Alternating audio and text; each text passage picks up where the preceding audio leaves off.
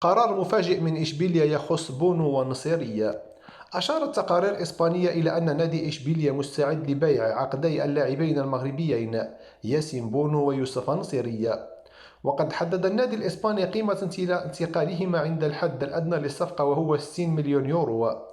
وتأتي هذه الخطوة ضمن خطة إشبيلية لسوق الانتقالات الصيفية بعد تولي فيكتور أورتا مهام المدير الفني الجديد.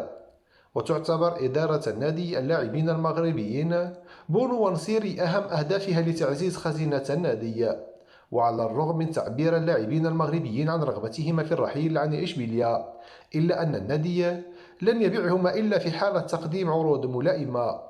ووفقا لتقارير يطلب بونو عرضا يتراوح بين 20 و 25 مليون يورو، بينما يحتاج النصيري إلى عرض يتراوح بين 35 و 40 مليون يورو.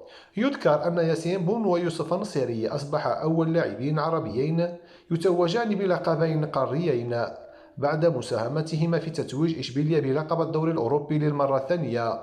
ويعتبر هذا اللقب الثاني للنجمين المغربيين مما يعزز تألقهما مع المنتخب المغربي في كأس العالم في قطر، حيث وصل المنتخب إلى نصف النهائي وحل في المركز الرابع عالميا.